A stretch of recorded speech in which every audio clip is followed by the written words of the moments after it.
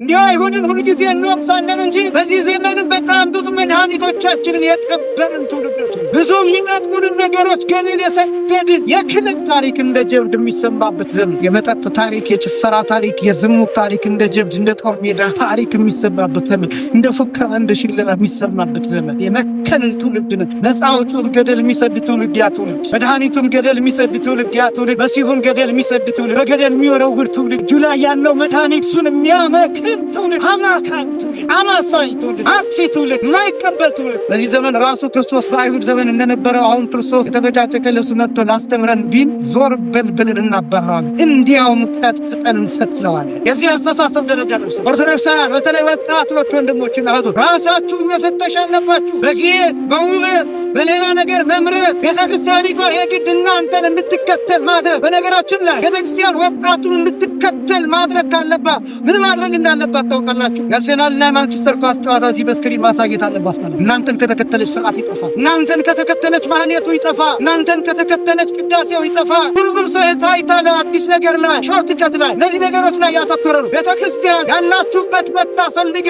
ወደዚህ ታመጣችኋለች እንጂ እናንተን ተከትላ ግን ገደል አትገባም። ይህን ማወቅ አለባት። በርግጥ ትፈልጋችኋለች፣ በርግጥ ትከተላችኋለች፣ በርግጥ ከዛ በኋላ ደግሞ ወደዚህ ታመጣችኋለች። እናንተንና የእናንተን ፍላጎት ተከትላ ግን ቤተክርስቲያን ስርዓቱን አታጣም። በተለይ በዚህ ዘመን ሰው በራጮች ከሰባኪ መርጠን፣ ከዘማሪ መርጠን፣ ከህንፃ መርጠን፣ ከቦታ መርጠን፣ ከዲያቆን መርጠን፣ ከቄስ መርጠን፣ ከአውደ ምሕረት ከመድረክ መርጠን፣ ከትምህርት መርጠን አለማፈራችን ነው የሚገርም። የታረደ ክርስቶስ እያለን የታረደ በግ እያለን ራሱን ለሞት የከፈለ አምላክ እያለን ግን ኃጢአት እንሰራለን። የደም ቀለበት በደም ኪዳን ያላችሁ ወንጌል የደም ውጤት ነው።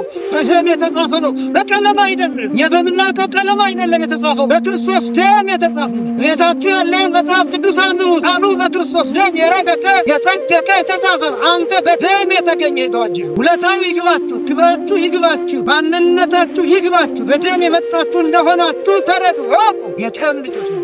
ለጸበል እየተሰለፍን ለስጋው ደግሞ ማንሰለፍ ምን ነው? በፒጃማ መተን ሕፃናትን ብቻ አቅርበን ወንጌል ሳንሰማ እየሮጥን ወደ ቤታችን ምን ነው? ተምረን መበተን፣ ወንጌል ሰምተን መበተን፣ ተሰብስበን መበተን። እነዚህ ከሆንን የወንጌል ጥቅሙ ምንድን ነው? የጉባኤ ጥቅሙ ምንድን ነው? የክርስትና ጥቅሙ ኦርቶዶክሳዊነት ጥቅሙ ምንድን ነው? የመምጣት ጥቅሙስ ምንድን ነው? የማመን ብልጫው ጥቅሙ ምንድን ነው? ክርስቲያኑ ማቅረብ ካልቻል፣ ራሳችንን ለክርስቶስ መስጠት ካልቻል፣ በጉ ታርዶ ደሙንና ስጋውን ካልበላ የበጉ መታረድ ጥቅም ምንድን ነው? ይህን ካልተረዳን የእኛ ብልጫ የእኛ ጥቅም ምንድን ነው? ክርስቲያኖች ለተወሰኑ ደቂቃዎች የምንማማርበት የትምህርት ርዕስ ልብሳቸውን አጥበው በበጉ ደም አነጹ በሚል ርዕስ ይሆናል። ቃሉ በራእየ ዮሐንስ ምዕራፍ 7 ቁጥር 14 ላይ የሚገኝ ኃይል ቃል ነው። ስለዚህም ይህንን ርዕስ ራእየ ዮሐንስ ላይ ምዕራፍ 7 ቁጥር 14 ምናልባትም በተደጋጋሚ የተሰማ እንኳን ቢሆን በተወሰነ መልኩ ማስተዋልም ስለሚገባን ከእግዚአብሔር ቃል ውጭ መሆንም ስለማንችል በዚህ ርዕስ ዙሪያ በጣም ጥቂት ነገሮችን ብቻ እንመለከታለን። ይህ ራእየ ዮሐንስ የሚባለው መጽሐፍ በተለይ ደግሞ በዚህ ዘመን በስፋትና በብዛት መነገር፣ መነበብ፣ መሰማትና መደመጥ፣ መተንተንና መተርጎም የሚገባው ክፍል ነው። አሁን ወቅቱ ላይ ነው። ትክክለኛ ወቅቱ ላይ ነው ያለንበት ዘመን የዓለም ፍጻሜ የዓለም መጨረሻ የደረሰ እስኪመስል ድረስ ነገ እስኪመስል ድረስ የምንሰማቸው ነገሮች ጆሮን ጭው የሚያደርጉ ናቸው። ራእየ ዮሐንስ ለእነዚህ ጊዜያት ተመድቦ ለክርስቲያን ጆሮዎች ብቻ ሳይሆን ለዓለም አቀፍ ፖለቲካ ተንታኞች ሳይቀር ምቹ የሆነና መጪውን ጊዜ ማሳየት የሚችል መጽሐፍ ነው። ይህ መጽሐፍ ከሌሎቹ ቅዱሳት መጽሐፍት ልዩ የሚያደርገው የተለየ ብቃትን የሚጠይቅ አንዳንድ ጊዜ ትህትና የሚጠይቅ አላውቅም ማለትን የሚጠይቅ ጭምር ነው። ይሄ መጽሐፍ ለምንድን ነው እንደዛ የሚሆነው? በጊዜ ሂደት የሚተረጎም እየተኖረ የሚታወቅ እየደረሰ የሚታወቅ እያየነው የሚታወቅ እየሰማነው የሚታወቅ በዓይናችን እያየነው የሚታወቅ በክስተት የሚታወቅ በተግባር የሚታወቅ በተጨባጭ የሚታወቅ በመሆኑ በጣም ብዙ ሐሳብን ይጠይቃል። ራእየ ዮሐንስ በብዙ ስሞች ይታወቃል። የምስጋና መጽሐፍ፣ የተስፋ መጽሐፍ፣ የሰማይ መስኮት መጽሐፍ፣ የድል መጽሐፍ፣ የመላእክት መጽሐፍ፣ የዘላለም ሕይወት መጽሐፍ፣ የምስጢር መጽሐፍ፣ ረቂቅ መጽሐፍ እየተባለ በብዙ አይነት ስያሜዎች ይታወቃል።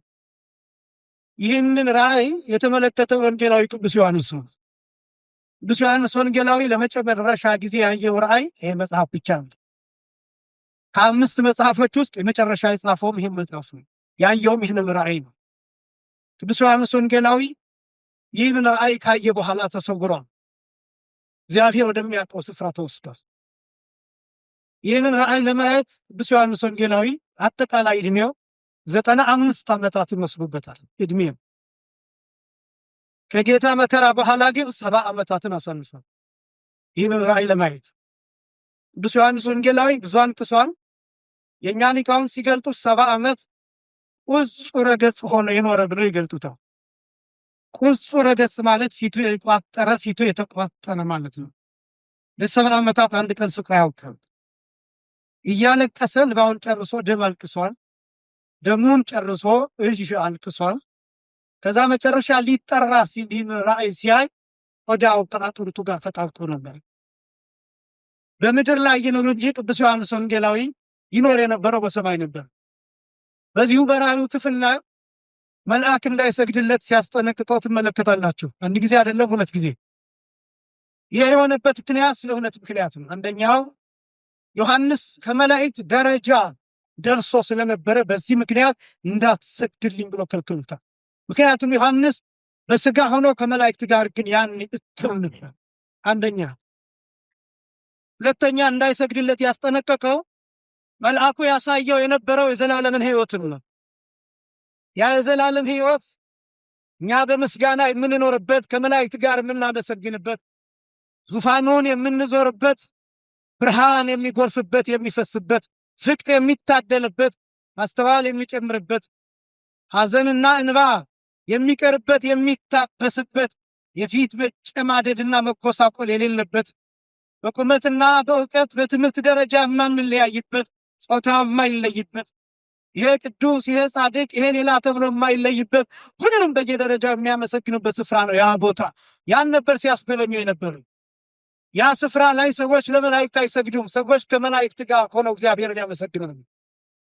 ያ ስፍራ፣ ያ ሕይወት፣ ያ ዘመን፣ ያ ጊዜ፣ ያ የዘላለም ሕይወት፣ ያ ብርሃን፣ ያ የፍቅር ፏፏቴ፣ ያ የልቡና ፏፏቴ፣ ቋንቋ የማይለይበት፣ ልሳን የሌለበት፣ የነፍስ ቋንቋ ብቻ ያለበት፣ ቅዱስ ቅዱስ ቅዱስ የሚለው ምስጋና እንደ ባህር የምንዋኝበት እንደ ውቅያኖስ የሚታይበት ያ ምስጋና የምናመሰግንበት ያ ጊዜ ላይ ገሌ ለነገሌ ይሰግዳሉ የሚባልበት ሕይወት አይደለም። ያን ሕይወት እያስጎበኘው ስለሆነ እንዳትሰግድልኝ ተጠንቀቅ ብሎ ያስጠነቀቀው ለዚያ ነው። ቅዱስ ዮሐንስ ያን ሕይወት አይቶ የተለየ ነው። ወንጌላዊ ቅዱስ ዮሐንስ የጌታን መከራ በልቡናው ስሎ በአእምሮው ስሎ 70 ዓመታት እያሰበ እያለቀሰ በጌታ ፍቅርና መከራ እየተሰቃየ ኖረ። ወንጌላዊ ቅዱስ ዮሐንስ ያ ራእይ የተገለጠው ለዮሐንስ ወንጌላዊ ብቻ ያልጻፋቸው ራእዮች አሉ። በዚሁ በራእዩ የተቀመጠ እንዳትጽፈው አትመህ አስቀምጠው የተባሉ በዳንኤልም በቅዱስ ዮሐንስ ወንጌላዊም ታይተው ግን ታትመው ተዘግተው የተቀመጡ ራእዮች አሉ። የተጻፈልን በጣም ጥቂት ነው። ይህን የምናገረው መጽሐፍ ቅዱሱን ስትገልጡ ትሕትና እንዲኖራቸው ነው። የቅዱሳንን መጽሐፍት ስታነቧቸው ትሕትና እንዲኖራችሁ ነው። ያልተገለጡ ብዙ አሉ፣ በልባቸው ያሉ ብዙ አሉ፣ በአእምሯቸው ያሉ ብዙ አሉ። ከዚያ ውስጥ እጅግ ከባድ የሚባለው የመጽሐፍ ክፍል ይሄ ክፍል ነው፣ ራእየ ዮሐንስ ነው። ራእየ ዮሐንስ በ3 ክፍሎች የተከፈለ ነው። በዋናነት አንደኛው የመጀመሪያው ከምዕራፍ 1 ጀምሮ እስከ ምዕራፍ 4 ነው። ሁለተኛው ከምዕራፍ 5 ጀምሮ እስከ ምዕራፍ 19 ድረስ ያለው ነው። ሶስተኛው ክፍል ከምዕራፍ 20 ጀምሮ እስከ መጨረሻው ድረስ ያለው ክፍል ነው። 3 ዋና ክፍሎች ናቸው ያሉት፣ ዋና የሚባሉ ክፍሎች። በውስጡ በጣም ብዙ ንዑሳን ክፍሎች አሉ። እኔም ማሳያቸው በርዕስነት ያነሳሁት ከምዕራፍ 5 ጀምሮ እስከ ምዕራፍ 19 ድረስ ባሉት የሚቃኝ ነው። ከምዕራፍ 5 ጀምሮ እስከ ምዕራፍ 19 ድረስ ያለው የሚበዛው ምዕራፍ የሚመሰረተው በአንድ የታተመ መጽሐፍ ነው። በሰባት ቁልፍ የተዘጋ መጽሐፍ። በዚህ መጽሐፍ ነው መሰረት የሚያደርገው። የራእየ ዮሐንስ ሴንትራል ሜሴጅ የተቀመጠው እዚህ መጽሐፍ ላይ ነው። የራእየ ዮሐንስ ብቻ ሳይሆን የሐዲስ ኪዳን ዋና ማዕከላዊ ጭብጥ ሐሳብ የሚባለው በዚህ በታተመ በሰባት ቁልፍ ወይም ማህተም በተዘጋ መጽሐፍ ላይ የተመሰረተ። ሐዲስ ኪዳንን ማወቅ ከፈለጋችሁ ይሄ መጽሐፍ ስለ ሁሉም ነገር ይናገራል። ይሄ የታተመው መጽሐፍ ይሄ የታተመው መጽሐፍ ስለ ብሉይ ኪዳን ይናገራል። ይሄ የታተመው መጽሐፍ ስለ አዲስ ኪዳን አጠቃላይ ይናገራል። ይሄ የታተመው መጽሐፍ አሁን ስላለንበት ዘመን ይናገራል። ይሄ የታተመው መጽሐፍ እስከ ዓለም ፍጻሜ ድረስ ስለሚሆነው ነገር ይናገራል። በዚህ አጭር ደቂቃ ስብከት ይህንን ሁሉ ታውቁታላችሁ ማለት አይደለም፣ ግን መስማት ግን አለባችሁ። ደጋግማችሁ መስማት ግን አለባችሁ። ይሄ የታተመ መጽሐፍ በሰባት ቁልፎች በሰባት ማህተሞች የተዘጋ መጽሐፍ ነው። ቅዱስ ዮሐንስ ራእየ ዮሐንስ ምዕራፍ 5 ላይ የሚጀምረው ራእዩን በሰማይ ሲመለከት አንድ ብርቱ መልአክ እየጮኸ ቅዱስ ዮሐንስን ይቀሰቅሰዋል። ቅዱስ ዮሐንስ ወንጌላዊ ነው ያለችው። ለምንድን ነው የሚለው? ያ ብርቱ መልአክ መጽሐፍ ያሳየዋል። ያ መጽሐፍ በውስጥም በውጭም የተጻፈበት መጽሐፍ ነው። በሰባት ማህተሞች በሰባት ቁልፎች የተዘጋ መጽሐፍ። የብርቱ መልአክ ጩኸት እንዲህ የሚል ነው። ይህን መጽሐፍ የሚወስደው ሰው፣ ማህተሞቹን የሚፈታው ሰው፣ የሚያነበው ሰው፣ የሚተረጉመው የሚያብራራው ሰው ፈልግ የሚል ድምፅ ነው። ቅዱስ ዮሐንስ ወንጌላዊ ከሰማይ የሰሙት ከብርቱ መልአክ እና ቅዱስ ዮሐንስ አብሮ በህሊናው በልቡ ነው ይፈልጋል። ልክ በህልማችሁ ውሃ ቢጠማችሁ ውሃ ፍለጋ እንደምትናፍቁት፣ ሸለቆ ባገኛችሁ ቁጥር ውሃ ለመጠጣት እንደምትፈልጉት፣ ፈሳሽ ነገር ባገኛችሁ ቁጥር ያ ጥማችሁን እንዲያረካላችሁ መጠጣት እንደምትፈልጉ ዮሐንስ ወንጌላዊ በዚያ ራእይ ውስጥ ሆኖ ይሰቃያል፣ ይፈልጋል። ወደ ሰማይ በልቡናው ይወጣል፣ ወደ ምድር በልቡናው ይወርዳል። በቀኝና በግራ ይመለከታል ዮሐንስ ወንጌላዊ። መጽሐፉን ግን የሚፈታው ተገኘ። ተፈለገ ይላል ቅዱስ ዮሐንስ ወንጌላዊ ሲናገር። በሰማይ ተፈለገ፣ ከሰማይ በላይ በምድርም ተፈለገ፣ ከምድርም በታች ተፈለገ። ግን ይህንን የታተመውን መጽሐፍ የሚፈታ ሰው ታጣኝ። ያን ጊዜ ይላል ዮሐንስ ወንጌላዊ አለቀስኩ። አንዳንድ ነገሮች ስገባቸው እንደዛ ትሆናላችሁ።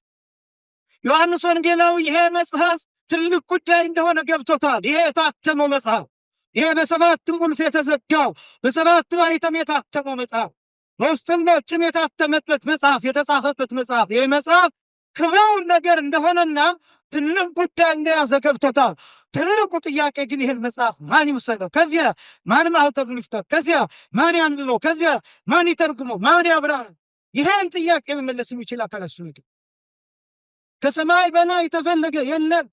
በሰማይ መካከል ተፈለገ፣ በመላእክት ከተማ የለም። በምድር መካከል በሰዎች መካከል ተፈለገ፣ የለም። ከምድር በታች ባሉ ካልዕ ፍጥረት ተብሎ በሚጠሩ ፍጥረታት ተፈለገ፣ የለም። ስለዚህ አለቀስኩ ይላል ዮሐንስ ወንጌላዊ። ተመለሰ ወደኋላ። ዮሐንስ ወንጌላዊ በራእዩ ብሉይ ኪዳኑን ኖረው፣ ያን የጨለማ ዘመን ኖረው፣ ያን የፍዳ ዘመን ኖረው። ለምን? ይሄ የታተመው መጽሐፍ አዳምንና ልጆቹን የልጅ ልጆቹን የሚገልጥ ነበር። ይሄ በሰባት ቁልፍ የተዘጋው መጽሐፍ በሰባት መከራ የተዘጋ መጽሐፍ ነበር። በሰባት እርግማ የተዘጋ መጽሐፍ ነበር ይሄ መጽሐፍ። አዳምና ልጆቹ የልጅ ልጆቹ በውስጥና በውጭ የተጻፈው ጽሑፍ የሥጋና የነፍስ መርገም ነበር። በውስጥ የተጻፈው የነፍስ መርገም ነበር፣ በውጭ የተጻፈው ደግሞ የሥጋ መርገም ነበር። ማን ይፍታ? ይህን የተጻፈውን ማን ያብራራ? ይህን መርገም፣ የሥጋ መርገም፣ የነፍስ መርገም፣ የሥጋ በደል፣ የነፍስ በደል፣ ዓለም የተሰበረበት በደል፣ ዓለም የተንከራተተበት በደል፣ የበተበታተንበት በደል፣ ከእግዚአብሔር አባትነት የወጣንበት በደል፣ ልጅነት ያጣንበት በደል፣ ከገነት የተባረርንበት በደል፣ ወደ ምድረ ፍዳ የመጣንበት በደል፣ ወደ እሾህ የተጣልንበት፣ ወደ ጨለማ የገባንበት በደል፣ ሰላማችንን ያጣንበት፣ መከራ ውስጥ የሆንበት፣ እግዚአብሔር የኮነንበት እርግማን፣ ያ እርግማን መጽሐፍ ውስጥ ነበር። መጽሐፉ የሰው ልጅ ነው። ውስጡና ውጩ ነፍስና ሥጋ ናቸው። ጽሑፉ መርገም ነው። ይህን በሰባት ትርግማ የተዘጋ መጽሐፍ ማን ይፍታው? ማን ይልመው? ማን ይውሰደው? ሙሴ አይችልም፣ ኢሳይያስ አይችልም፣ ሕዝቅኤልን አይችልም። መልከ ጼዴቅም ለዘመናት መስዋዕት አቅርበዋል፣ ግን ይህን መጽሐፍ መውሰድ አይችልም። ለምን? ይሄ መጽሐፍ እንዲፈታ መታረድን ይጠይቃል። መስዋዕት መሆንን ይፈልጋል። ዮሐንስ ይሄ ገብቶታል። ይኸው 5500 ዘመን መከራ ቅዱስ ዮሐንስ መጥቶ አይኑሮውን አረፈ። ከዚያ አለቀሰ። እውነትም ይሄ መርገም የተሸከመውን ይሄን መጽሐፍ ጉዳይ ማን ይፍታዋል?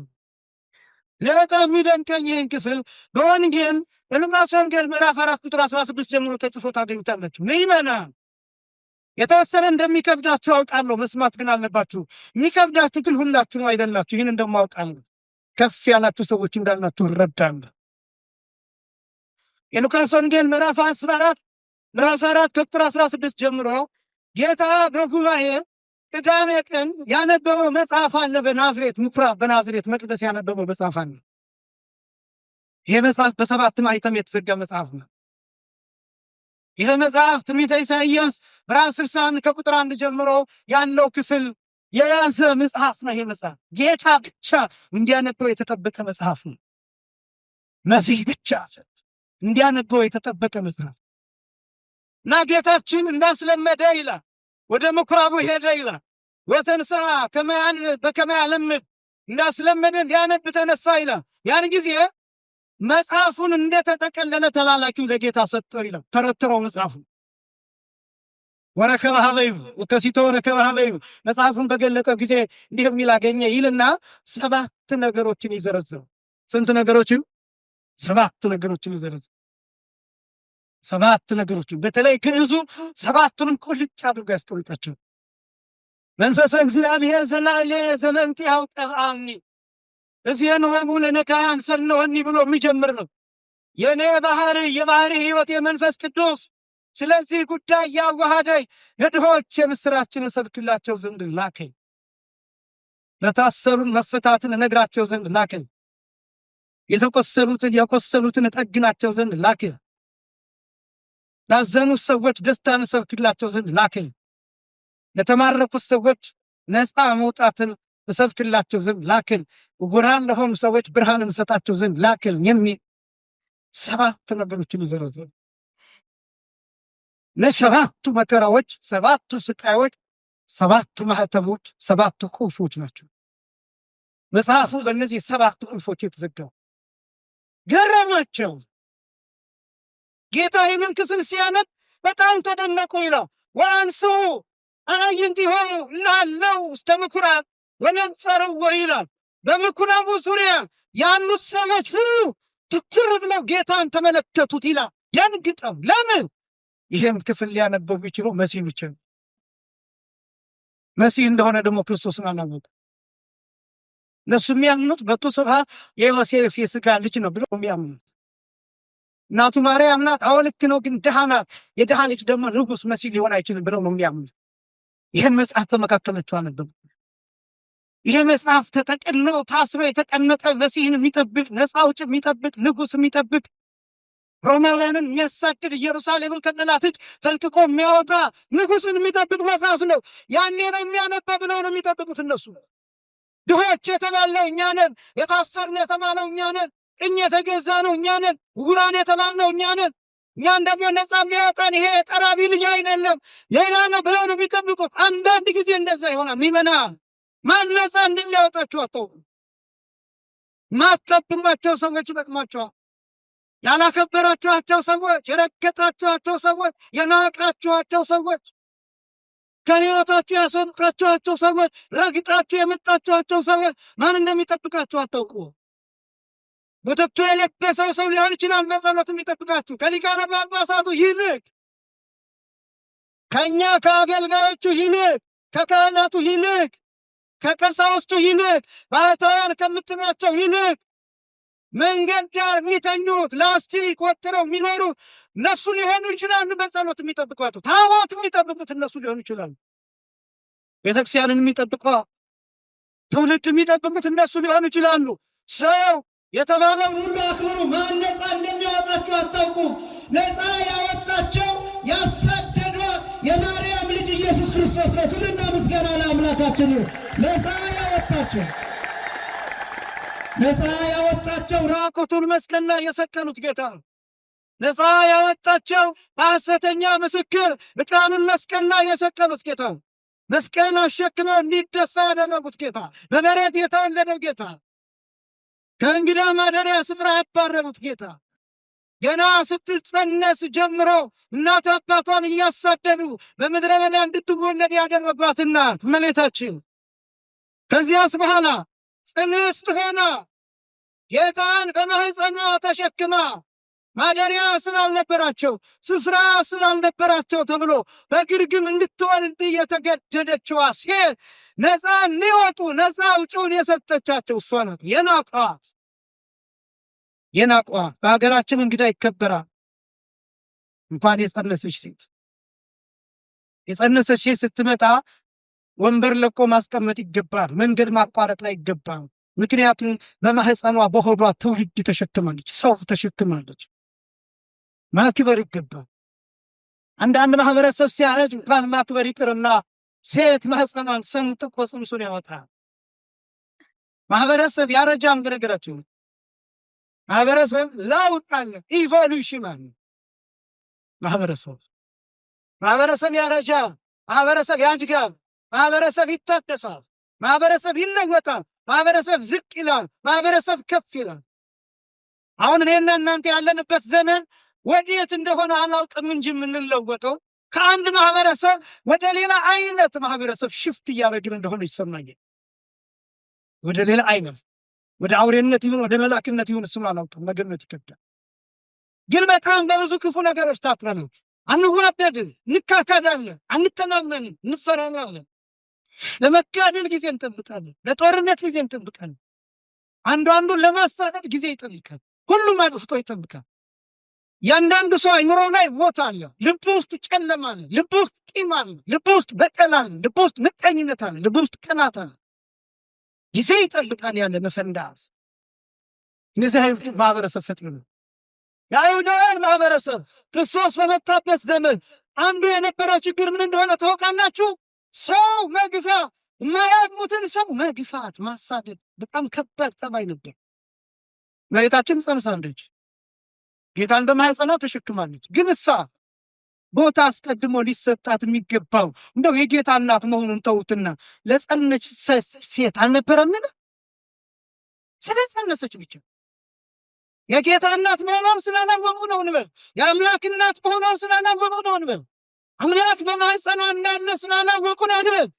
ግን ምንም ይሁን ይቺ ሴት ስለጸነሰች ብቻ ከማንም አስቀድሞ ቦታ ስፍራ አይገባትም ነበርን? አሳደዷት። ስለዚህ ግርግም ውስጥ ወለደች። በእንስሳት መካከል ወለደች፣ በበረት መካከል ወለደች፣ በአህዮች መካከል ወለደች። ምክንያቱም አሳደዋት።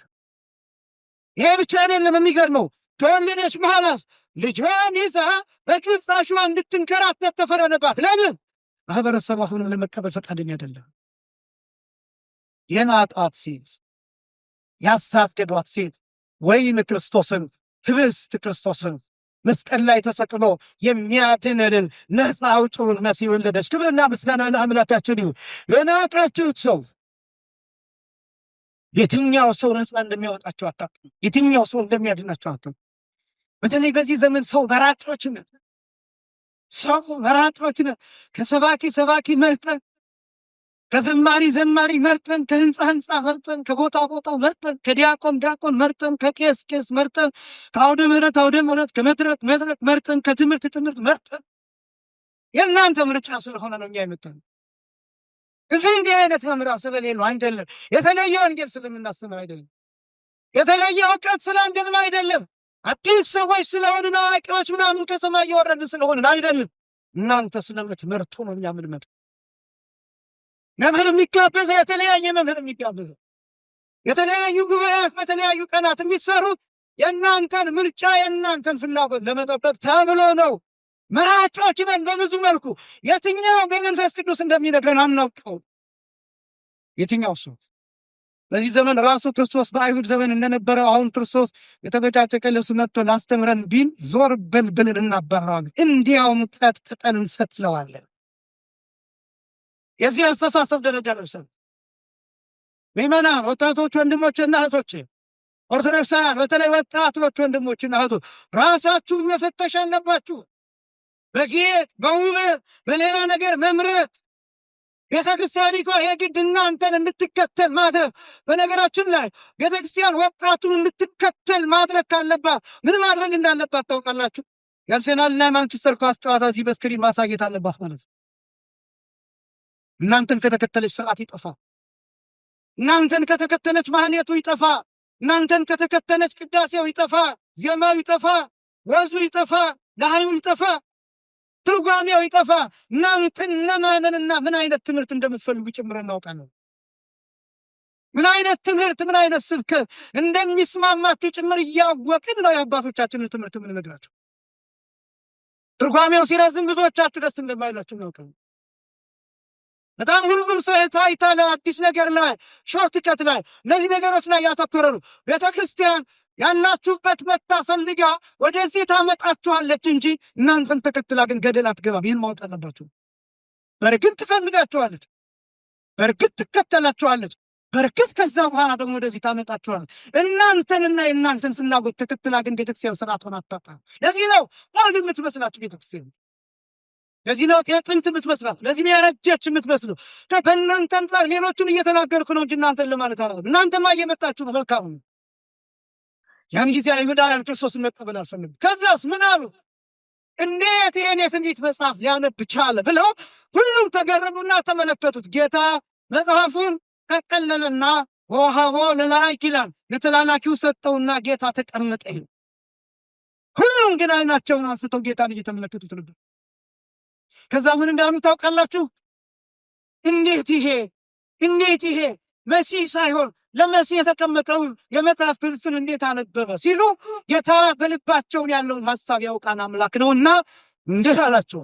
የሚያስደነግጥ ቃል ነው። ይኸውም መጽሐፍ አለዝንቱ መጽሐፍ ወተሰልጣ ውስጥ እዘኒክሙ አላቸው። ይህ በጣም ነው የሚገርመኝ። ይሄ የመጽሐፍ ቃል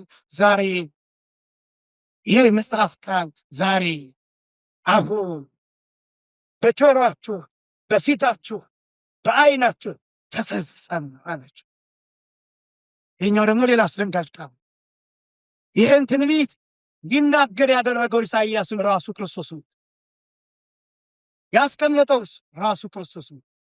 ያነበበውስ ራሱ ክርስቶስ ነው።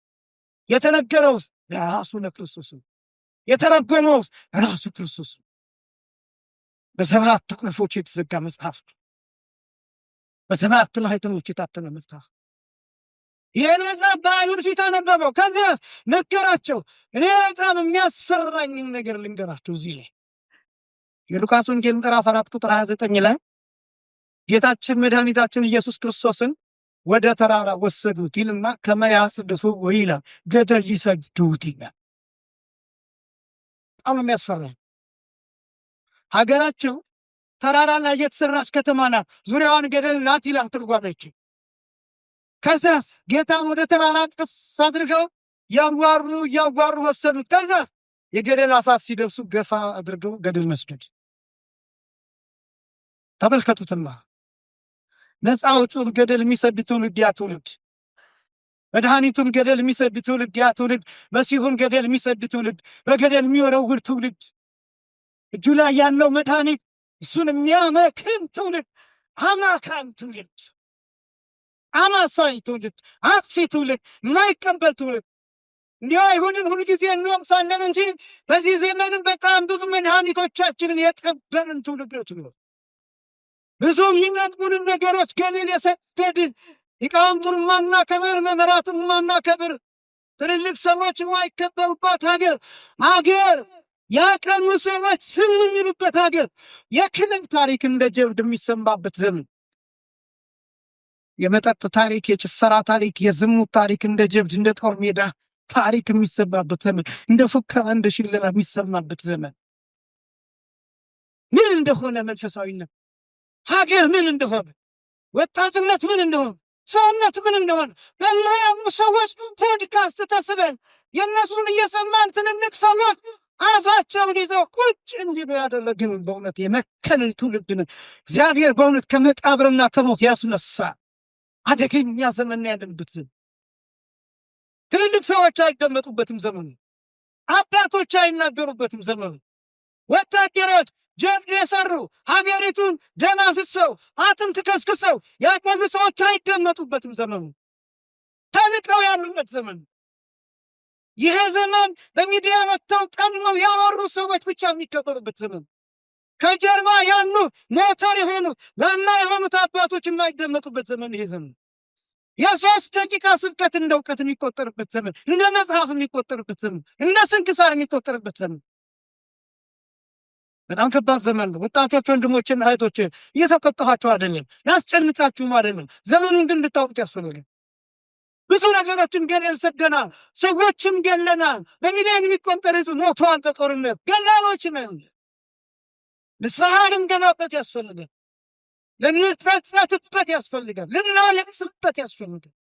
ብዙ ሕፃናት እየለመኑ ነው ሜዳ ላይ ወጥተው። እናት አባቶቻቸውን የገደልንባቸው ሕፃናት፣ ታላላቅ ወንድሞቻቸውን በጦርነት የገደልንባቸው ሕፃናት አሁን በመኪና መስኮት እጃቸውን እያወዛወዙ ይለምኑ ነው። ሳንቲም ይጠይቁናል።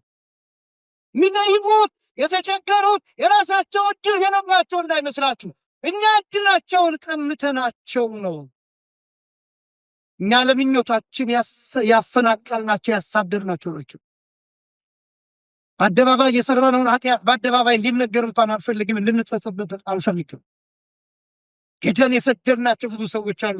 በብዙ የሚቆጠሩ 20-30 ሆኖ በአንድ ጉድጓድ የተቀበሩ አሉ። ሬሳቸውን አቧራና ጅብ በልቶት አጥንታቸው ብቻ ይቀርባሉ ሜዳ ላይ። ሬሳቸው አስከሬናቸው ወደ ወንዝ ተጥሎ ወንዝ ይወሰዳቸዋል። በዚህ ንስሐ ካልገባንበት ከእግዚአብሔር ጋር መታረቅ እንዴት ይችላል? እግዚአብሔርን ማታመን እንዴት ይችላል? ቢያንስ እንኳን በውስጣችን ይሄ ጸጸት ካልተሰማ ክርስቶስን ገደል ሊሰዱት ወሰዱ። ዋና ፈንተማይከለቡ በመካከላቸው አልፏቸው ሄደ። የመጀመሪያው መተላለፍ ይባላል። ያን በሰባት ትምህርት የተዘጋውን መጽሐፍ ጌታ ከፈተ። ክብርና ምስጋና ለአምላካችን ይሁን። ይሄ መጽሐፍ ብዙ ጉዳያችን የያዘ መጽሐፍ ነው። ታሪካችንን የያዘ መጽሐፍ ነው። አስደናቂ መጽሐፍ ነው። አስገራሚ መጽሐፍ ነው ይሄ መጽሐፍ። ከዚያ ይህን መጽሐፍ የሚፈታ ሰው ሲታጣ አለቀስኩኝ አለ ዮሐንስ። ከዚያስ ያ ብርቱ መልአክ ዮሐንስ ብሎ ጠራኝ። አታልቅስ አለኝ። ቀና ብዬ ተመለከትኩኝ። ቀና ብዬ ስመለከት እነሆ መጽሐፉን የሚወስደው ማኅተሙንም የሚፈታው ተገኝቷል። የይሁዳ አንበሳ የዳዊት ሥር የሆነው የታረደ በግ እርሱ ማኅተሙን ይፈታ ዘንድ መጽሐፉንም ይወስድ ዘንድ ይችላል ብሎ አሳየኝ። ደስ አለኛል። ወዲያውም ቀና ብዬ ስመለከት እንደ ታረደ በግ ቆሞ አየሁት። ምን እንዳለ በግ? እንደ ታረደ በግ። የታረደ በግ ሲቆም አይታችሁ ታውቃላችሁ? የታረደ በግ ማለት ታርዶ የነበረ ከዛ ሕያው ሆኖ የተነሳ ማለት አይደለም። ታርዶ ቆሟል። ይሄ ነው እንደ ታረደ በግ ማለት። ታርዶ ቆሟል። ቆዳው ተገፏል። ደሙ እየተንጠባጠበ አንገቱ ላይ ቢላ ያረሰበት ጉድጓድ ይታያል። ደሙ እያዘራም የታረደ በግ ቆሟል። እንደ ታረደ በግ ቆሞ አየሁት ማለት የታረደ በግ የተባለው ጌታ ነው። መታረድ መስዋዕት ሞት። እንደ ታረደ በግ ቆሞ አየሁት የሚለው ደሙ እየተንጠባጠበ መታየቱን የሚያሳየኝ። ምን ነው ዛሬ ደሙ ይንጠባጠባልን ቢባል፣ አዎ መቼ ያፈሰሰው ደም? ያን ጊዜ ቀራንዮ መስቀል ላይ የት ይንጠባጠባል? እዚህ ቤተክርስቲያን ውስጥ ዕለት ዕለት የሚሰጠው ስጋ፣ ዕለት ዕለት የሚሰጠው ደም፣ ትኩስ ደም፣ የሕይወት የሚሆነው ደም፣ የጥበብ የሚሆነው ደም፣ የአቅም የሚሆነው ደም፣ ይሄ የሚያነጻው ደም ይታወቃቸዋል። ይሄ የሚያነጻው ደም፣ ይሄ ሕይወት ኃይል የሚሰጠው ደም፣ ከክርስቶስ ጋር አካልህን የሚሰራው ደም፣ ለዓለም የሚበቃው ደም፣ ይሄ የማይዝግ ደም፣ ይሄ የማይከረፋ ደም፣ ይሄ የማይሸት ደም፣ ይሄ ንጹሕ የሆነው ቅዱስ የሆነው ነፍስ የተለየው መለኮት የተዋህደው ደም፣ ያ ደም ዕለት ዕለት በቤተክርስቲያን ያለማቋረጥ ይፈሳል። ጽዋው ውስጥ ይፈሳል።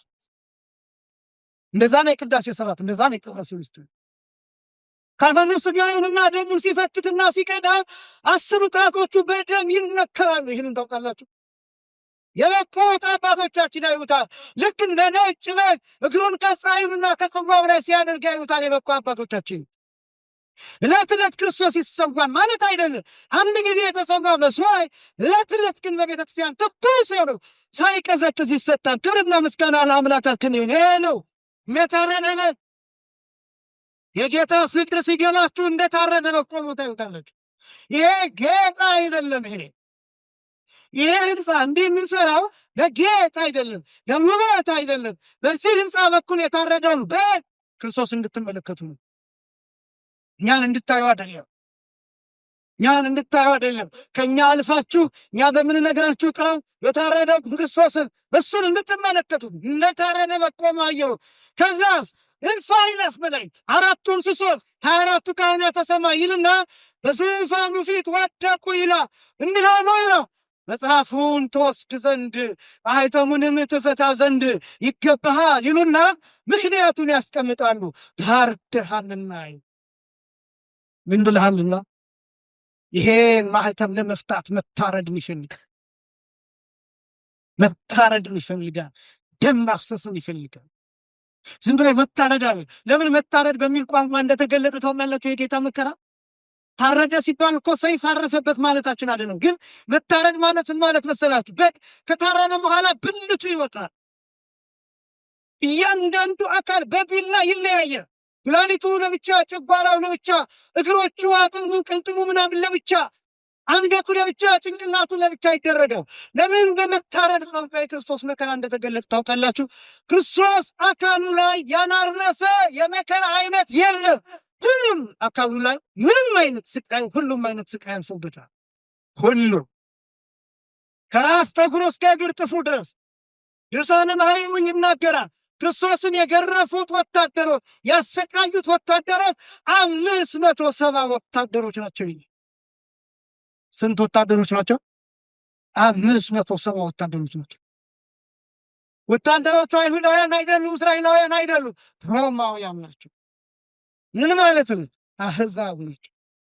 ምን ማለት ነው? አይጾሙ፣ አይጸልዩም፣ አይሰግዱም፣ ስፖርት ይሰራሉ፣ ለወታደር ይኖራሉ። ጡንቻቸው ጠንካራ፣ ጨካኞች ናቸው።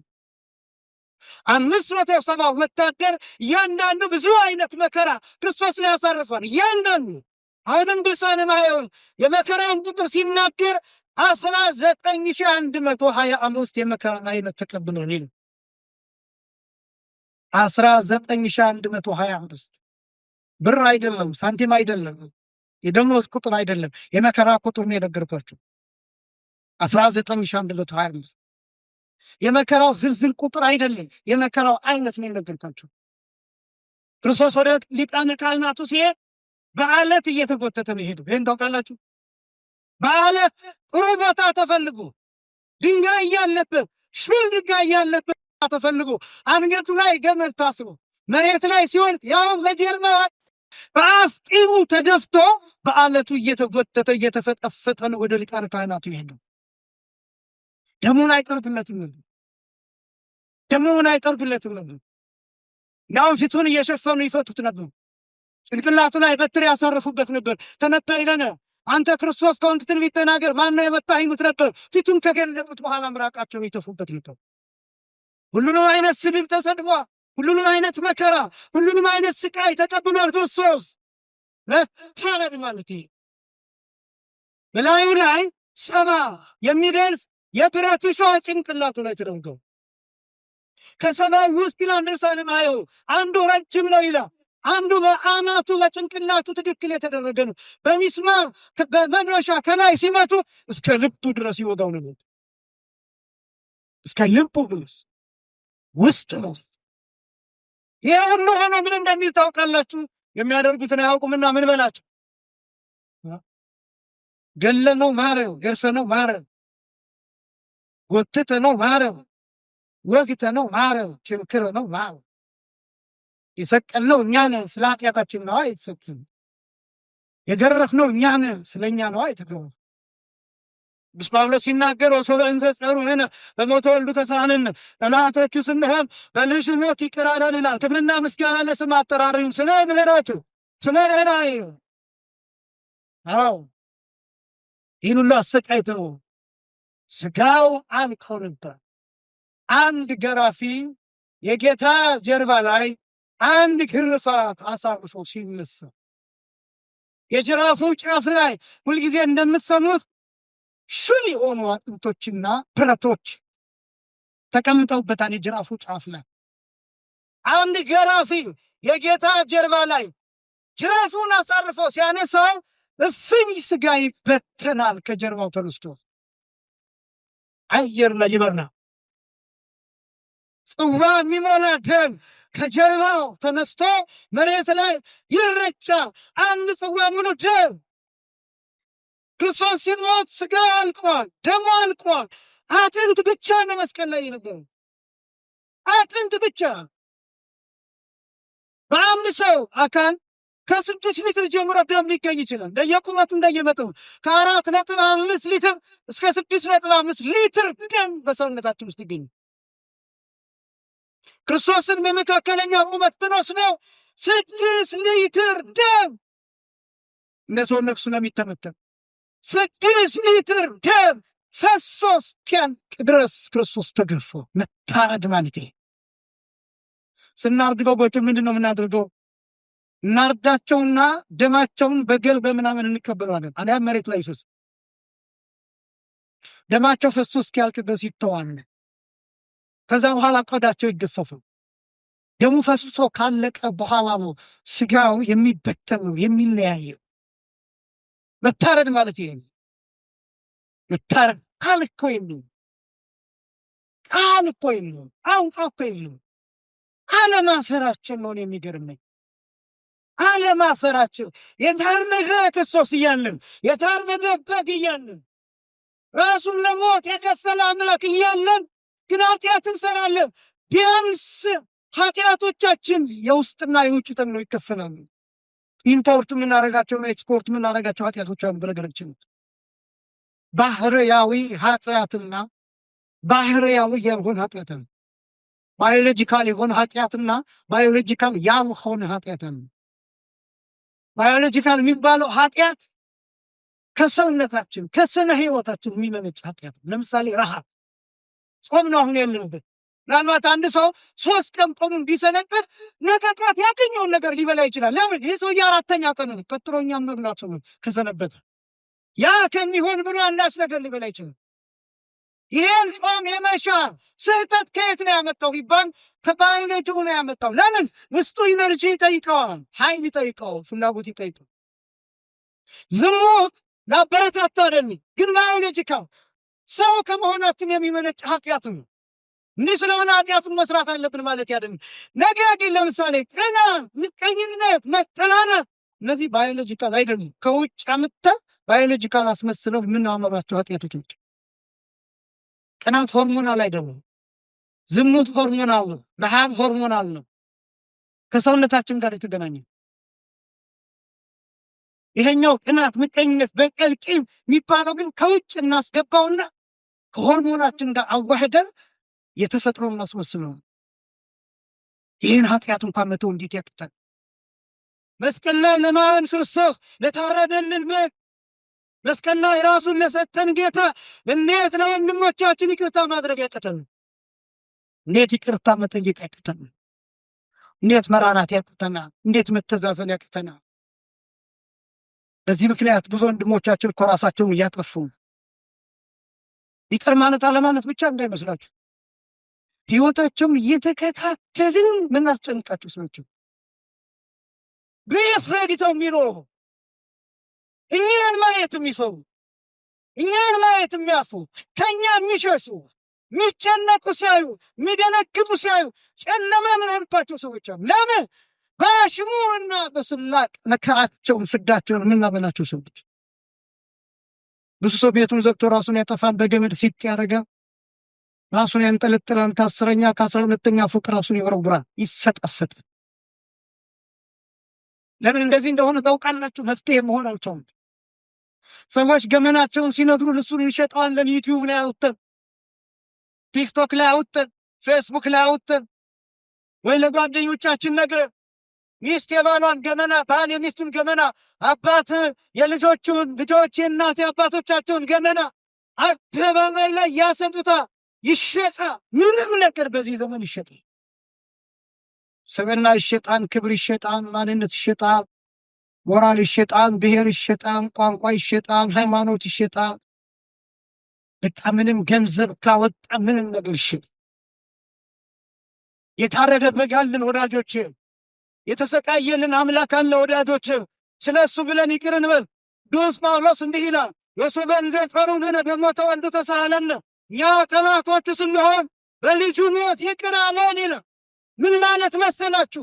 ገለነው ይቅር አለን ማለት ነው። ከእናንተ መካከል ያድርገውና አንዱ ልጃችሁን ቢገልባችሁ ሰውየውን አንጠልጥላችሁ ትሰቅሉታላችሁ። አይበቃው፣ ሰቅላችሁ በእሳት ታቃጥሉታላችሁ። አይበቃውም፣ አካሉን እንደ አመድ እንደ ትቢያ አየር ላይ ትበትኑታላችሁ። በልጃችሁ ሞት ማንንም ይቅር አትሉ። እግዚአብሔር በክርስቶስ ሞት በልጁ ሞት ነው ይቅር ያለው። ገለ የታረደ በግ ማለት ይሄ ነው። እነዚህ አምስቱ ማህተሞች መፈታት ጀመሩ። ሰባቱ ማህተሞች፣ እነዚህ ሰባቱ ማህተሞች ሲፈቱ የተከሰቱ ነገሮች አሁን እኔ አንዱን ብቻ ነው የማሳያችሁ፣ ግን አንድ ነገር ብቻ ልንገራችሁ። በጣም ብዙ ትርጉሞች አሉት፣ በጣም ብዙ ትርጉሞች። አንዱን ብቻ ላስታውሳችሁና እኔ የማሳያችሁ ስድስተኛው ማህተም የተፈታው ላይ ነው ድርስ። የመጀመሪያው ማህተም ምን እንደሚያሳይ ታውቃላችሁ? ዓርብንና ሐሙስን ሁለቱን ቀኖች የሚገልጡ ናቸው ማህተሞቹ። የመጀመሪያው ትርጉም ብዙ ትርጉሞች አሉት እንዳልኳችሁ፣ ግን የመጀመሪያው ትርጉም ዓርብን ሐሙስ ወይም የሐሙስን ሌሊትና የዓርብን ቀን ሰዓታት የሚያሳይ ናቸው ሰባቱ ማህተም። የመጀመሪያው የሐሙስ ምሽት 3 ሰዓት፣ ሁለተኛው የሐሙስ ሌሊት 6 ሰዓት፣ ሶስተኛው የሐሙስ ሌሊት 9 ሰዓት፣ አራተኛው የዓርብ ጧት፣ አምስተኛው የዓርብ ቀን 3 ሰዓት፣ ስድስተኛው የዓርብ ቀን 6 ሰዓት፣ ሰባተኛው የዓርብ ቀን 9 ሰዓት። እነዚህ ሰዓታት ናቸው ሰባቱ ማህተሞች።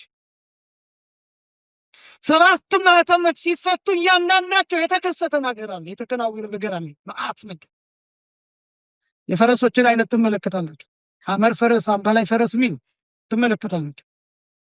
ለምሳሌ ስድስተኛው ፈረስ ብቻ ላሳያችሁ፣ ስድስተኛው ማህተም ብቻ ላሳያችሁና ወደ ርዕሴ ልምጣ። ስድስተኛው ማህተም ማለት የዓርብ ቀን 6 ሰዓት ክርስቶስ የተሰቀለበት ሰዓት ነው። ስድስተኛው ማህተም የተፈታ። ስድስተኛው ማህተም ሲፈታ ይላል ራዕየ ዮሐንስ ምዕራፍ 6 ቁጥር 12 ላይ ፀሐይ እንደ ማቅ ጠጉር ጥቁር ሆነ። ምን ሆነ? ጥቁር። ጨረቃም ይላል እንደ ደም ሆነ ይላል። ከዋክብት ይላል ነፋስ ሲመታው ፍሬውን እንደሚጥል በለስ መሬት ላይ ወደቁ። ስድስተኛው ማህተም ሲፈታ፣ ይሄ ስድስተኛው ማህተም የተፈታበት ሰዓት ማለት ክርስቶስ ስድስተኛው ማህተም ለመፍታት መስቀል ላይ ያረፈበት ሰዓት። የሉቃስ ወንጌል ምዕራፍ 23 ቁጥር 44 ላይ የተገለጠው በቀትሮ ጊዜ 6 ሰዓት ሞተ። ቀትር ሲሆን 6 ሰዓት ላይ ይላል። ስንት ሰዓት ላይ? 6 ሰዓት ላይ ፀሐይ ሞተ። ፀሐይ ሞተ።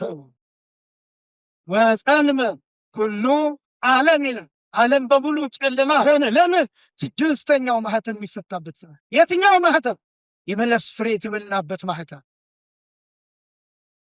ገነቱ ውስጥ የበለሱ ፍሬ የተበላበት ማህተም፣ ሞት የመጣበት ማህተም፣ የዘላለም ርግማን የመጣበት ማህተም፣ የሰው ልጅ ከጸጋ ከብርሃን ተራቅቶ ራቁቱን ከገነት እንዲወጣ የተደረገበት ማህተም፣ ክርስቶስ ርቃኑን ከእንጨቱ ጋር የተጣበቀበት ስድስተኛው ማህተም የሚፈታበት ሰዓት።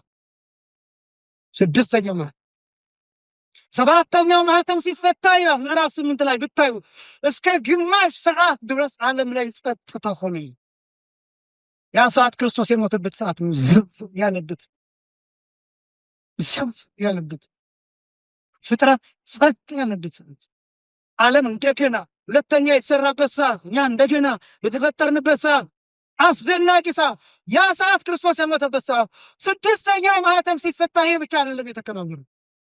በሰማይ ይላል መልአኩ ዮሐንስ ብሎ ጠራኝና ዘንባባ የያዙ ነጭ የለበሱ ብዙ አይነት ቅዱሳንን አሳየኝ። እነዚህ እነማን ናቸው ብሎ ጠየቀኝ ይላል። እያጠቃለልኩ እነዚህ እነማን ናቸው ብሎ ጠየቀኝ ይላል። ጌታዬ አንተ ታውቃለህ እንጂ እኔ ምን አውቃለሁ አልኩት ይላል ዮሐንስ። እነዚህ ከታላቁ መከራ የመጡ ናቸው። ልብሳቸውን አጥበው በበጉ ደም አነጹ አለ። ከታላቁ መከራ የመጡ ናቸው። የመጀመሪያው ከሕይወት የመጡ ናቸው። ከታላቁ መከራ የተባለው የመጀመሪያው የጌታ መከራ ነው። የጌታ ሞት ነው ታላቁ መከራ የተባለው። ከሞት ነው የሕይወት የተገኘ። ከድካም ኃይል ይገኛል። ከሞት ትንሣኤ ይገኛል። ከመቃብር ትንሣኤ ይገኛል።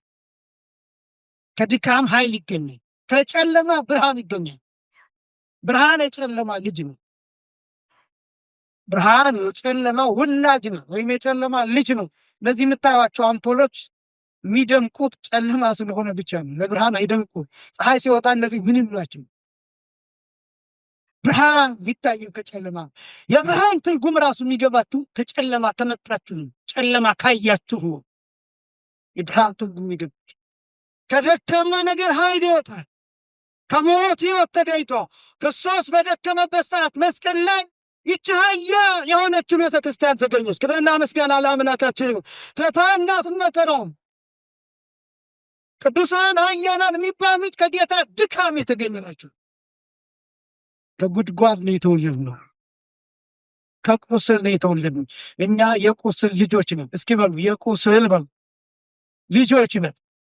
የጌታ ቁስል ልጆች ነን። ቅዱስ የነቢዩ ኢሳይያስ ሲናገር ትንቢተ ኢሳይያስ ምዕራፍ 53 ላይ ወበቁ ስለዚህ አሁ የሆነንህ ነው በእርሱ ቁስል እኛ ምን አለን ይላል ፈወሱን። ግዕዙ ግን በእርሱ ቁስል እኛ ሕይወት አገኘን ይላል። ምን አገኘን? ከቁስሉ ነው የተወለደ። ልክ የለንቲኖስ ጦር የጌታ ጎል ውስጥ ሰምጦ ሲገባ ጉድጓድ ሲሆን ጦሩን ሲነቅለው ደምና ውሃ ሲነጣ ዓለም ከጌታ ጎን እንደገና ተወለደች። ክብርና ምስጋና ለአምላካችን ይሁን። ያን ጊዜ ጌታ በሥጋ ሞቶ ነበር። ምን ብሎ ነበር? ከሞቱ ተወለደ። ቅዱስ ኤፍሬም እንዲህ ብሎ ተናገረ በዓርብ ውዳሴ ማርያም ዘዚህ አነ ሞተ መስላ ወእንቲአሁ ሕይወት ወሀበነ። የእኛን ሞት ወስዶ የእርሱን ሕይወት ለእኛ ሰጠ። ከጉድጓዱ ተወለድን። ያ ነው ታላቁ መከራ የሚባለው። እነ ቅዱስ ጊዮርጊስ የተገኙት ከዚህ መከራ ነው። ሰማዕታት የተገኙት ከዚህ መከራ ነው። በሰማያዊቷ ኅብረት ነጭ ለብሰው ዘንባባ ይዘው የሚያመሰግኑት የተወለዱት ከዚህ መከራ ነው። ከታላቁ መከራ የተገኙ ናቸው። ከጌታ ቁስል፣ ከሞት፣ ከመታረድ የተገኙ ናቸው። ከደም የተገኙ ናቸው። የደም ልጆች ናቸው። እናንተ የጌታ የደም ልጆች ናቸው። የደም ቀለበት፣ የደም ኪዳን ያላችሁ። ወንጌል የደም ውጤት ነው። በደም የተጻፈ ነው። በቀለም አይደለም። በምናውቀው ቀለም አይደለም የተጻፈው። ወንጌል በክርስቶስ ደም የተጻፈ ነው። ቤታችሁ ያለውን መጽሐፍ ቅዱስ አንብቡት። ቃሉ በክርስቶስ ደም የረቀቀ የጸደቀ የተጻፈ። አንተ በደም የተገኘ የተዋጀው። ውለታው ይግባችሁ፣ ክብራችሁ ይግባችሁ፣ ማንነታችሁ ይግባችሁ። በደም የመጣችሁ እንደሆናችሁ ተረዱ፣ እወቁ። የደም ልጆች ናቸው። ስለ ኃጢአት ይቅርታ የፈሰሰ አዲስ ኪዳን ደም የተሰጣችሁ ናችሁ። የደም ልጆች ነን። ከታላቁ መከራ ከዚያስ ልብሳቸውን አጥበው በበጉ ደም ያነጹ ናቸው። ልብሳቸው መጀመሪያ የታጠበ ነው። ማንነታቸው የታጠበ ነው። ልብስ የተባለው ልጅነት ነው። የታጠበ ነው ማለት የተዘጋጁ ናቸው፣ የተረዱ ናቸው፣ ያመኑ ናቸው። ከዚያስ በበጉ ደም ልብሳቸውን አጥበው ምን ያደረጉ ሰዎች ናቸው? የቆረቡ ሰዎች ናቸው። የጌታን ሥጋና ደም የተቀበሉ ባጭሩ በጣም ብዙ ትርጉሞች አሉ። ልብሳቸውን አጥበው በበጉ ደም ያነጹ የሚባሉት የቆረቡ ሥጋውን ደምን የተቀበሉ ሰዎች ናቸው። ማንነታቸው በጌታ ደም ንጹሕ የሆነ ሰውነታቸው ለክርስቶስ እንደሚገባ የሆነ ለጌታ እንደሚገባ የሆነ ለቤተ ክርስቲያኒቱ ክብር የሚመጥን ከመላእክት ጋር የተቀላቀሉ የሰማዩን ልብስ የለበሱ ዘላለማዊነትን የተጎናጸፉ ክርስቶስን በሥጋቸው ውስጥ ያደረጉ ዙፋን የሆኑ መቅደስ ሕያው መቅደስ እነዚህ ሰዎች ናቸው። ልብሳቸውን በበጉ ደም ያጠቡ። የተከበራችሁ ክርስቲያኖች ወንድሞችና እህቶቼ ልብሳችሁን በበጉ ደም ነጭ አድርጉት። ብዙ የቆሸሹብን ነገሮች አሉ። አንዳንዶቻችን ስጋው ደሙ ሳንቀበል ጳጳሳትን እንሳደባለን። እኔ ሊቃነ ጳጳሳትን አንተች የሚል አቋም የለኝም። በአግባብ በስርዓት ግን ይቻላል። ወርሆ የማያውቅ ሰው ግን እንዴት ካህናትን መናገር ይቻላል? ስጋው ደሙን ያልተቀበለ ሰው፣ ከምስጢራት ያልተሳተፈ ሰው፣ ቤተ ክርስቲያን እስከ ውስጥ እስከ መቅደስ የማያውቃት ሰው ግን እንዴት አድርጎ ክህነትን መሳደብ ይቻላል? ማቃለል እንዴት ይቻላል? በብዙ ነገሮች በዘረኝነት፣ በቋንቋ፣ በብሔር፣ በበላይነትና በበታችነት ስሜት የቆሸሹ ልብሶች አሉ። እነሱን እንጠላቸው። ማንነታችን ወደ ጌታ እናቅርበው። ስጋውን ደሙን ኃይል የሆነው ሕይወት የሆነው ጥበብ የሆነው የቤዛነት ኃይል የተጨመረበትን ስጋውን ደሙን እንቀበል። ለጸበል እየተሰለፍን ለስጋው ደሙ ማንሰለፍ ምን ነው? ሕፃናትን እያቆረብን እኛ ትተን እየሮጥን ምንሄድ፣ በዲጃማ መተን ሕፃናትን ብቻ አቁርበን ወንጌል ሳንሰማ እየሮጥን ወደ ቤታችን ምንሄድ ምን ነው? ሌሎች ሲቆርቡ አይተን እነሱን ብቻ አድንቀን እኛ ከዚህ ምስጢር የተለየን ምን ነው? ተምረን መበተን፣ ወንጌል ሰምተን መበተን፣ ተሰብስበን መበተን፣ በተግባር ማናው በስራ ማናሳይ። እነዚህ ከሆንን የወንጌል ጥቅሙ ምንድን ነው? የጉባኤ ጥቅሙ ምንድን ነው? የክርስትና ጥቅሙ ኦርቶዶክሳዊነት ጥቅሙ ምንድን ነው? የመምጣት ጥቅሙስ ምንድን ነው? የማመን ብልጫው ጥቅሙ ምንድን ነው? ክርስቲያኑ መምረብ ካልቻሉ፣ ራሳችንን ለክርስቶስ መስጠት ካልቻሉ፣ ልብሳችን ካልታጠበ ካልተዘጋጀ የሰማዕትነት ጥቅሙ ምንድን ነው? ሰይፍ ቢመጣ፣ እሳት ቢመጣ፣ ስለት ቢመጣ፣ ሞት ቢመጣ፣ መገደል መሰደድ ቢመጣ ስጋውን ደሙን ካልተቀበልን እኛ ማንም ከየትኛው ነገድ ከየትኛው መንጋ ነው የምንቆጠረው? እኛ በጉ ታርዶ ደሙና ስጋውን ካልበላ የበጉ መታረድ ጥቅም ምንድን ነው? ይህን ካልተረዳን የእኛ ብልጫ የእኛ ጥቅም ምንድን ነው? ክርስቲያኖች ይህ ማወቅ ይገባው። ልብሳችንን አጥበን በበጉ ደም ማንጻት፣ ከዚያ ከቅዱሳን ጋር ቅዱስ ቅዱስ ቅዱስ የሚለውን ምስጋና ዘንባባ ይዘን ማመስገን አለብን።